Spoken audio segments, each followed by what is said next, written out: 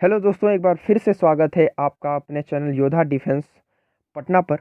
जैसा कि आप सभी देख रहे हैं, आपके स्क्रीन पे दिख रहा होगा एयरफोर्स ग्रुप वाई, और उसके जस्ट ऊपर में दिख रहा होगा छात्रों की सफलता ही हमारी पहचान है। और यहाँ पे आप देखिएगा तो पता चलेगा कि मैथ्स प्रैक्टिस क्लास 7 यानी कि अभी तक के 6 क्लास हो चुके हैं। मैं बता देना चाहता हूँ मैं फिर से एक बार कि ये जो क्लास है वो इस क्लास में 10 क्वेश्चंस का हम लोग डिस्कशन करते हैं, जो कि सभी क्वेश्चंस आपके मोस्ट इंपॉर्टेंट हैं आपके एग्जाम के पॉइंट ऑफ व्यू से। और वो क्यों है? क्योंकि सारे क्वेश्चंस आपके प्रीवियस ईयर के में पूछे गए क्वेश्चन पर बेस्ड हैं। और ये जो समय है वो आप देख पा रहे होंगे 1 PM, और बाई आकाश सर, जो कि मेरा नाम हुआ। तो चलिए अब हम लोग बात करते हैं आज का ये पहला क्वेश्चन फटाफट। तब तक ये क्वेश्चन सॉल्व मैं करूं उसके पहले आप सभी से रिक्वेस्ट है कि फटाफट एक बार शेयर कर दीजिए, ठीक है? एक बार आप सभी शेयर कर दें फटाफट, इस सेशन को अपने हर एक ग्रुप में शेयर कर दें। इसके पहले कि मैं इस क्वेश्चन का सोल्यूशन दूं, उसके पहले आप सभी से मेरा रिक्वेस्ट है कि आप सभी इस सेशन को शेयर करके फटाफट चले आएँ। ओके, तो चलिए, ये इस सेशन का पहला क्वेश्चन है और बहुत ही शानदार और लाजवाब क्वेश्चन है।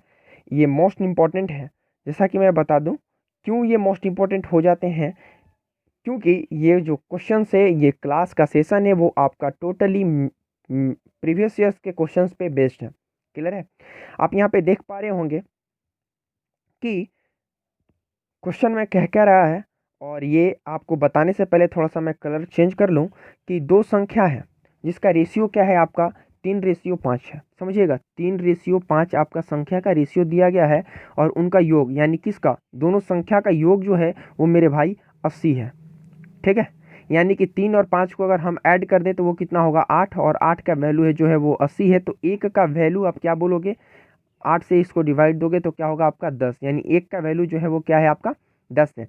तो प्रत्येक संख्या में अगर 10 जोड़ने से अनुपात क्या होगा, तो पहले हम इस संख्या को निकाल लें। तो अगर एक का वैल्यू, समझना, अगर एक का वैल्यू मेरे भाई 10 है तो 3 का वैल्यू क्या होगा, तो आपका होगा 30। यानी पहली संख्या जो है होगी वो 30 होगी, दूसरी संख्या जो होगी वो क्या होगी आपका 50। समझते रहिएगा 50। अब आप यहाँ पे क्या देख रहे हो, आपको क्वेश्चन में कह रहा है कि दोनों यानी प्रत्येक संख्या में 10 जोड़ देने पर, अगर हम यहाँ पे 10 जोड़ें, फिर अगर 50 में 10 जोड़ेंगे, तो अगर हम यहाँ 10 जोड़ेंगे तो ये क्या होगा आपका 40 होगा, और यहाँ पे अगर हम 10 जोड़ देंगे तो ये आपका क्या होगा 60 होगा। और इन दोनों का, किसका, 40 और 60 का आपका रेशियो पूछा है। तो आप क्या जानते हो, 20 दूनी 40 और 20 तियाई 60, यानी कि रेशियो क्या आएगा 2:3, यानी कि option A is right answer for this question. देखें किस तरीके से हम इस क्वेश्चन का सॉल्यूशन किए, बस इसी तरीके से आपको भी सॉल्व करना है। ठीक है, चलिए फिर मैं एक बार फिर से बता दूं कि आप सभी जितने स्टूडेंट हैं एक बार कमेंट करिए अगर आपको ये सारे क्वेश्चन समझ में आते हैं। तो ये सेशन जो है आपके लिए अगर हेल्पफुल है तो प्लीज़ एक बार कमेंट कर दीजिए। ओके, तो चलिए फिर अब हम लोग नेक्स्ट क्वेश्चन की तरफ बढ़ते हैं। मैं फिर से एक बार याद दिला दूं कि ये सारे के सारे क्वेश्चंस आपके एग्जाम के पॉइंट ऑफ व्यू से मोस्ट इंपॉर्टेंट है, इसलिए आप सभी अंत तक बने रहें। ठीक है, ये देखिए इस क्वेश्चन का सॉल्यूशन करिए कि ए की आय जो है, यानी ए की जो इनकम है, ठीक है, ए की जो इनकम है भाई वो क्या है, बी की आय से 20% ज़्यादा है। समझिएगा, तो बी की आय ए की आय से कितना प्रतिशत कम है, यानी एक ए है और एक आपका बी है। और क्या कह रहा है क्वेश्चन में कि ए की जो आय है वो बी की आय से 20% ज़्यादा है, यानी कि अगर बी 100 रुपया कमाएगा तो ये ए जो है वो 120 रुपया कमाएगा। तभी तो हम कहेंगे ना कि अगर ये 20 रुपया ज़्यादा हुआ किससे भाई, तो बी से, तभी तो ये 20% में होगा। ठीक है, चलिए, तो 20% ज़्यादा कमाने के लिए हम ए को 120 रुपया इनकम होता है, और बी को 100 रुपये। अब क्या कह रहे हैं, तो बी की जो आय है वो ए की आय से कितना प्रतिशत कम है, यानी कि दूसरा तात्पर्य है इस क्वेश्चन में कि जो 100 है, जो ये 100 है वो 120 से कितना प्रतिशत कम है। ठीक है, तो कितना कम है 100, 120 से 100 कितना कम है, 20 कम है। ठीक है, किससे, तो 120 से। ठीक है, आपको लैंग्वेज में बताया जाएगा, ठीक है, जब आप फाउंडेशन करोगे तो। और यहाँ पे आपको प्रतिशत बता देना, 20 छक्का 120, और ये हुआ आपका 50, और ये हुआ आपका 3। ठीक है, 16 सही 2/3, यानी कि 16.2/3 ये आपका रेशियो आया, वो जो हुआ आपका आंसर हो गया।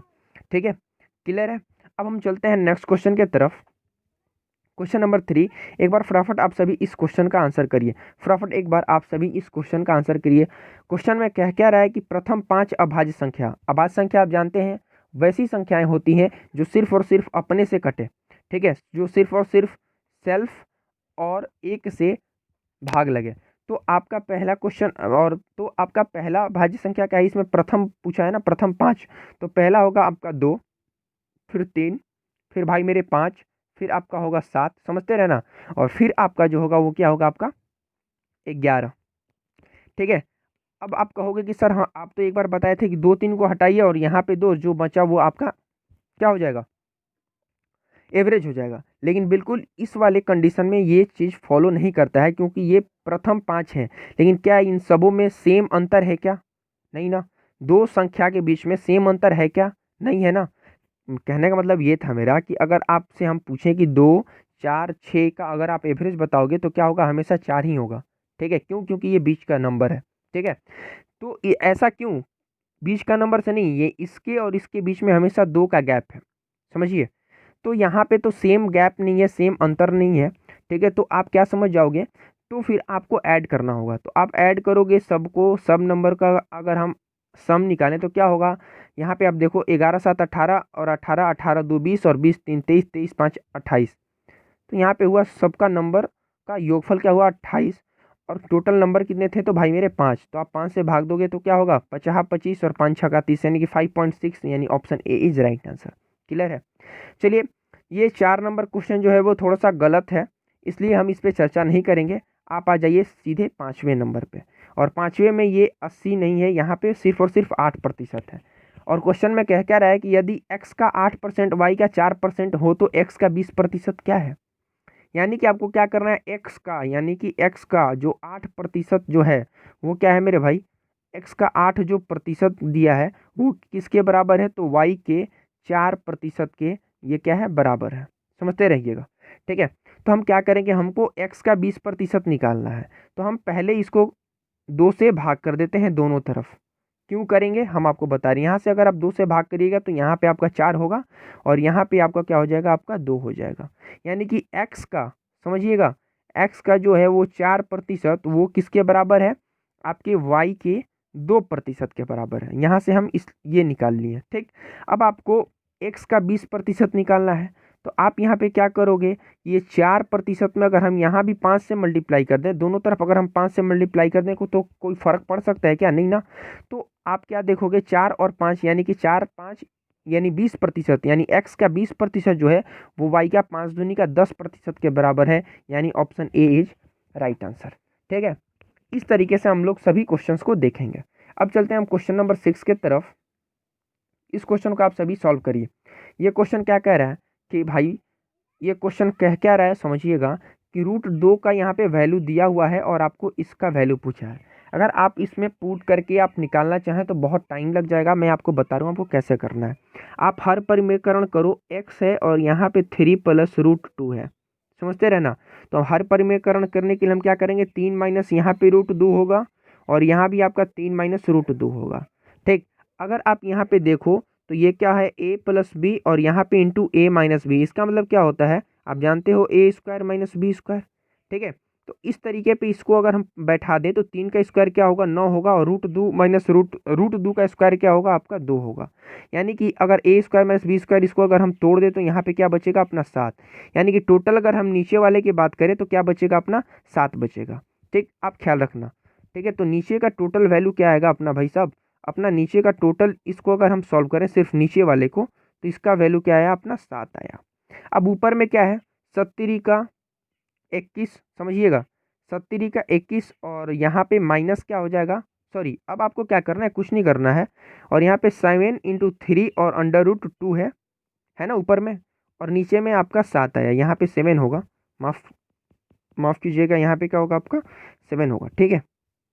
हाँ, अब यहाँ से 7 से 7 को आप कट लगाइएगा, काट दीजिएगा, तो क्या बचेगा, यहाँ पे 3, और माइनस यहाँ पे आप देखिए √2 का वैल्यू दिया हुआ है, क्या दिया हुआ है, 1.41 समथिंग, ठीक है। तो आप कभी भी घटाइएगा तो आपके ऑप्शन में देखिए, क्या ये 3 से बड़ा होगा क्या, नहीं ना, ये भी आंसर गलत है, ये भी गलत है, ये भी गलत है। तो आपका आंसर क्या होगा, option A is right answer, ठीक है। अब हम लोग चलते हैं 7वें नंबर क्वेश्चन में। 7 में आप क्या करिएगा, ठीक है, 7 नंबर क्वेश्चन में कि यहाँ पे आपका ए है और क्यू के जगह पे आप बी कर लो और आर के जगह पे आप सी कर लो, तो आपको ज़्यादा समझ में आएगा। ठीक है, थोड़ा सा गड़बड़ हो जाता है। अब देखिए, अब यहाँ पे क्या दिया हुआ है कि मासिक वेतन, देखिएगा सालाना नहीं है, मासिक है, समझिए ए, और आपसे पूछा क्या है, वार्षिक वेतन पूछा है, और रेशियो दिया है आपका मासिक वेतन में। ठीक है, तो इस चीज़ पे आप गौर करिएगा, ए बी और यहाँ पे सी। ठीक है, इसका 2 है, इसका 3 है और इसका 5 है। और कह क्या रहा है कि यदि सी का मासिक वेतन ए के मासिक वेतन से 1200 रुपया अधिक है, तो ए, ये जो सी का जो वेतन है वो ए के वेतन से 1200 रुपया ज़्यादा है, यानी कि अगर इसको 2 रुपया मिलेगा ए को, तो सी को कितना मिलेगा, 5 रुपया। ठीक है, समझिएगा। तो जब ये बात है कि जब इसको 2 और 5 मिलेगा, तो यहाँ इस दोनों में अंतर कितने का है, 3 का है। और ये 3 का वैल्यू कितना दिया हुआ है, यहाँ पे देखिएगा, इस 3 का वैल्यू कितना दिया हुआ है आपको, 1200 रुपया। ठीक है, अब एक का वैल्यू क्या होगा, सॉरी, अब आप काटिए मत, 3 का वैल्यू आपको 1200 दिया है, जो कि, और पूछा किसका है, आपका बी का वार्षिक वेतन पूछा है, तो बी का भी क्या है, 3 ही है ना वार्षिक वेतन। अगर ए को 2 मिलेगा और बी सी को 5 मिलेगा, तो बी को हमेशा क्या मिलेगा, आपको 3 रुपया मिलेगा। और इसी दोनों का अंतर दिया हुआ था, क्या है अंतर, क्या है, 2 और 5 का अंतर 3 है, और 3 का वैल्यू जो है वो 1200 है। तो आप यहाँ से भाग दे के एक का वैल्यू निकालोगे, तो आपका क्या आएगा, 400 आएगा। और फिर आप 3 से मल्टीप्लाई करोगे, तो उससे अच्छा है ना कि हम डायरेक्ट लिख दिए कि 3 का वैल्यू 1200 है। तो ये क्या आएगा, ये बी का जो आया 3 का वैल्यू, वो क्या है, ये जो है वो आपका मासिक है। तो आपको पूछा क्या है क्वेश्चन में कि आप बताइए वार्षिक वेतन बताइए, तो वार्षिक वेतन बताने के लिए आप क्या करोगे, इसमें 12 से मल्टीप्लाई करोगे, तो 12 12 चाल से और 2 को 0, यानी आपका 14,400, यानी option A is right answer. Clear है। अब आप देखिए क्वेश्चन नंबर 8 को आप समझिएगा, क्या होता है, x का 16% 128 है, तो x का 125% का वैल्यू पूछा है। आप देखो यहाँ पे क्या लिखोगे, x का 16%, भाई साहब आप देखो 16% बराबर 128 दिया हुआ है। ठीक है, तो आप 16 और ये 28 से, 16 और 28 से, यानी कि 128 हुआ। देन x इक्वल टू कितना हुआ भाई मेरे, 800 रुपया हुआ। ठीक है, x का वैल्यू कितना है आपका, 800 रुपये आया। और अब से पूछा क्या है कि x के 125% का वैल्यू बताइए, तो x का वैल्यू कितना आ गया आपको, 800 आया, तो 800 का आपको 125% निकालना है। और यहाँ पे प्रतिशत हटाने के लिए 100 से भाग किए, यहाँ से 2 जीरो कैंसिल हुआ, 12 8 96, 8 5 40, यानी कि आपका 1000 इसका करेक्ट आंसर होगा। आप 12 125 गुना 8 करिएगा, तो क्या होगा आपका 1000, यानी कि option A is right answer. Clear है। अब आप देखिए यहाँ पे क्वेश्चन 9 क्या कह रहा है कि ए बी का रेशियो दिया हुआ है आपको 2:3, देखिएगा ए, और यहाँ पे आपको बी का रेशियो जो दिया हुआ है वो है आपका 2:3। ठीक है, और यहाँ पे आपको क्या दिया हुआ है, आपको ए और सी का जो रेशियो दिया हुआ है वो 1:2 दिया गया है। लेकिन आपसे पूछा क्या है, बी और सी का। आप क्या करो, हमेशा एक बात चीज़ को ख्याल रखिएगा कि आप यहाँ पे ए और सी को लिख के और यहाँ पे 1:2 नहीं लिख सकते हैं। क्यों, क्योंकि हमेशा जब भी इस तरीके का क्रॉस मल्टीप्लीकेशन, मतलब इस तरीके इस फॉर्मेट पे हम सजाते हैं, ठीक है, ये वाले फॉर्मेट में सजाते हैं, तो जो ये दोनों प्रोडक्ट होता है ना, वो हमेशा सेम हो।